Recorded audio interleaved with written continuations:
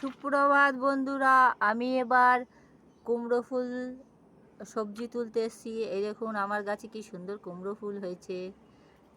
এই আমার ছাদ বাগানে এত সুন্দর কুমড়ো ফুল হবে। দেখুন আরও কত হয়েছে। এই দেখুন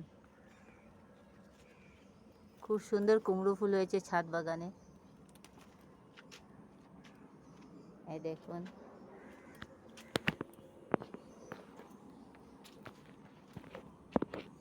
এই দেখুন এইটা আমি ছিড়বো। এই দেখুন আমার ছাদ বাগানে কত সুন্দর কুমড়ো ফুল হয়েছে। এই দেখুন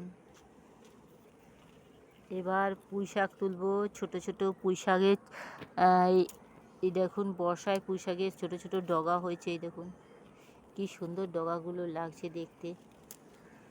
এই দেখুন আমি কিছু পুঁই শাকের ডগা তুলবো।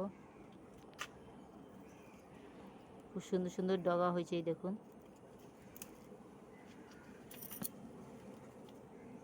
এরকম ডগা ভর্তি হয়েছে। আবার তুলবো, আবার সুন্দর ডগা হবে।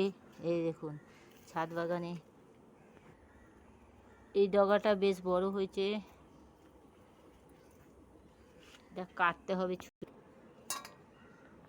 এই দেখুন আমার এখানেও হয়েছে।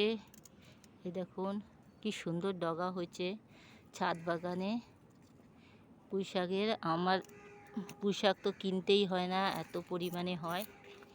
এই দেখুন কত পুঁই শাক তুলেছি আমি।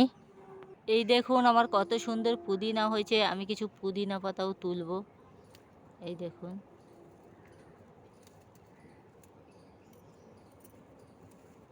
এই দেখুন কি সুন্দর পুদিনা পাতা হয়েছে। এই দেখুন আমি পুদিনা পাতা রাখছি। দেখুন কি সুন্দর পুদিনা হয়েছে। এই দেখুন আমার ছাদ বাগানে বেগুন হয়েছে। দেখুন কত সুন্দর বেগুন হয়েছে। বেগুন ছিড়ব। এই দেখুন বেগুন। এই দেখুন আমার বেগুন। এই দেখুন আমার ছাদ বাগানে কি সুন্দর ফুল হয়েছে। কত সুন্দর ফুল, নীলকণ্ঠ ফুল হয়েছে আমার ছাদ বাগানে।